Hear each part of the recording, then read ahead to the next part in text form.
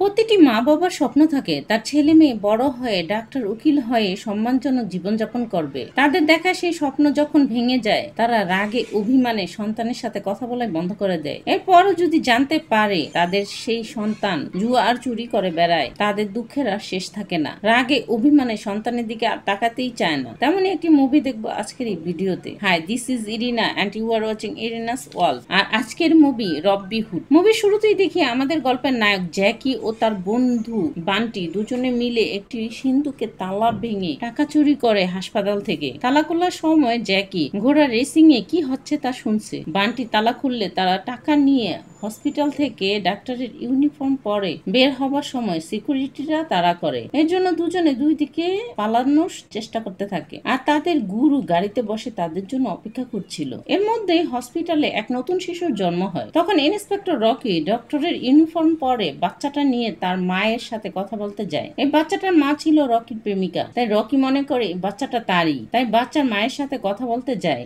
এ বাচ্চা তার দাবি করলে প্রেমিকা বলে এ বাচ্চা তার না, কারণের যে তার স্বামী। কিন্তু রকি তার কথা বিশ্বাস না করে তাকে সহ বাচ্চা নিয়ে পালাতে থাকে। সিকিউরিটি গার্ডরা তার মাকে রকির হাত থেকে বাঁচায় আর অন্যরা রকির পিছু পিছু ছুটতে থাকে। রকি সিঁড়ি দিয়ে যাওয়ার সময় সিকিউরিটিরা ধরলে দস্তাদস্তির সময় কারণের হাত থেকে বাচ্চাটা পড়ে যায়, সাথে কারানো। কিন্তু তখন জ্যাকি বান্টি ও পালাতে সময় জ্যাকি বাচ্চাটাকে ধরে ফেলে, এতে বাচ্চাটি বেঁচে যায়। জ্যাকির এই কাজ দেখে হসপিটালের এক নার্স জ্যাকির উপর ক্রাশ খায়। সে জ্যাকির দিকে তাকিয়ে থাকে।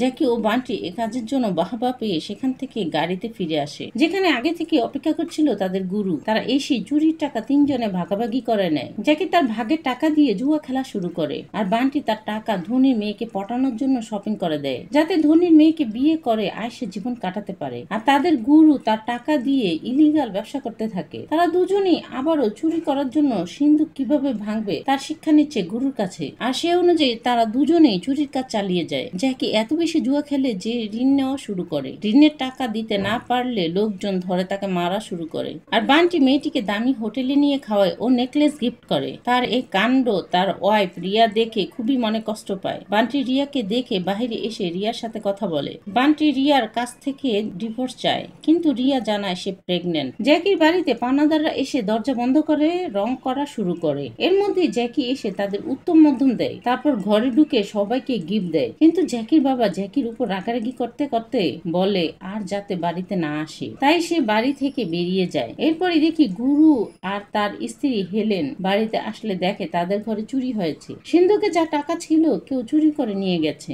গুরুর স্ত্রীর বাচ্চা 20 বছর আগে মারা গেছে। এই দুঃখ শেষ হইতে না পেরে পাগল হয়ে গেছে, সারাক্ষণ এক পুতুলকে নিয়ে পড়ে থাকে। তখনই গুরুর কাছে ফোন আসে, একটি বড় কাজ আছে, করবে কিনা। তারা তিনজনেই যেহেতু বিপদে ছিল তাই কাজটি কি তা না জেনেই কাজটি নিয়ে নেয়। তারা যখন জানতে পারে কাজটির জন্য 20 কোটি টাকা দিবে, জ্যাকি ভেবেছিল সিন্ধুক খুলে চুরি করতে হবে, কিন্তু গিয়ে দেখে গুরুজি বাচ্চাকে আফিম দিচ্ছে। এটা সেই বাচ্চা যে বাচ্চাকে জ্যাকি হসপিটালে বাঁচিয়েছিল। এরপরে জ্যাকি ও বান্টি এই কাজ করতে অস্বীকার করলে গুরুজি কান্নাকাটি করে এ কাজের জন্য দুজনকে রাজি করায়। রকির বাবা ভেবেছিল এই বাচ্চাটি তার নাতি, আর সিঁড়ি থেকে রকি পড়ে সেদিনই তার মৃত্যু হয়। বাচ্চাটিকে গাড়িতে করে নিয়ে যাওয়ার সময় পুলিশ গাড়িতে থাকা জিনিসপত্র চেক করতে সময় একটা গাড়ি পুলিশকে ফাঁকি দিয়ে পালাতে গেলে সব পুলিশ গাড়ির পেছনে পেছনে ছুটতে থাকে। তারাও এই সুযোগে গাড়ি নিয়ে পালাতে গেলে গাড়ি খাদের মধ্যে পড়ে যায়। এর জন্য তাদের গুরু বলে বাচ্চাকে নিয়ে চলে যাও, আমি কিছুক্ষণ পরে আসছি।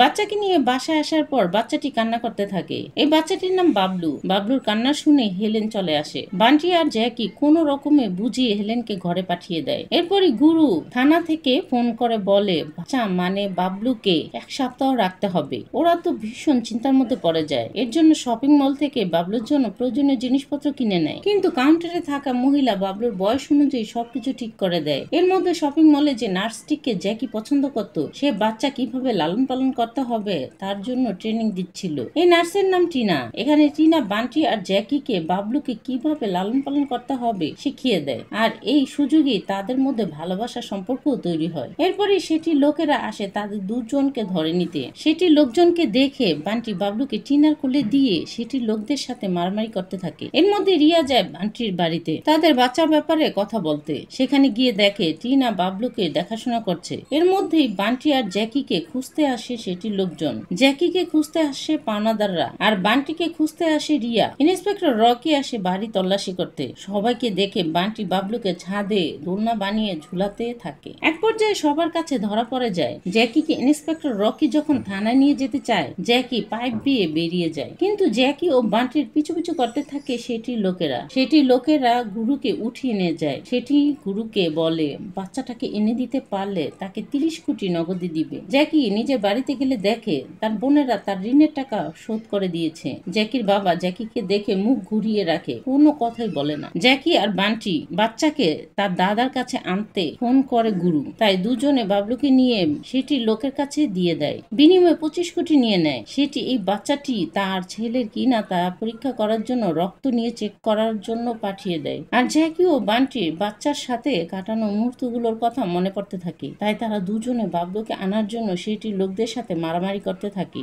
সেটি সিসিটিভি এর সাহায্যে সবকিছু দেখছিল। তারা দুজনে সেটির গাড়ি থেকে পালানোর জন্য অনেক রাস্তা খুঁজছিল, কিন্তু কোনো রাস্তাই খুঁজে না পেয়ে শুধু দৌড়াতে থাকে। এক পর্যায়ে জ্যাকি পালাতে গেলে সেটি লোকেরা বান্টিকে ধরে উল্টো করে ঝুলিয়ে রাখে। বাচ্চা না দিলে বান্টিকে মেরে ফেলবে। তাই জ্যাকি বাচ্চা নিয়ে সেটি লোকের কাছে দিয়ে দেয়। কিছুক্ষণ পর রিপোর্ট আসে তার ছেলে রক্তের সাথে ম্যাচ করেনি। তাই সেটি ছেলে যে বরফের ঘরে ছিল বাবলুকেও সেখানেই রেখে আসে। জ্যাকি আর বান্টি বাবলুকে বরফের ঘর থেকে বাঁচানোর জন্য লাগাতার সেটি লোকদের সাথে মারামারি করতে থাকে। মারামারির এক পর্যায়ে বরফের ঘরের দরজা বন্ধ হয়ে যায়। গুরু যে কিনা যে কোনো তালা খোলার এক্সপার্ট, সে এসে তালা খুলে জ্যাকি, বান্টি ও বাবলুকে বেরিয়ে আনে। এতক্ষণ বরফের ঘরে থাকার কারণে বাবলু শ্বাস নিয়ে বন্ধ হয়ে যায়। তাই জ্যাকি নিজের হাত কারেনে লাগিয়ে বাবলুকে শর্ট দেয় যাতে বাবলুর জ্ঞান ফিরে আসে। ওইখানে থাকা সবাই এই দৃশ্য দেখে কান্না করতে থাকে। এর মধ্যে অ্যাম্বুলেন্স এসে বাবলুকে হসপিটালে নিয়ে যায়। আর তাদের এই কৃতকর্মের জন্য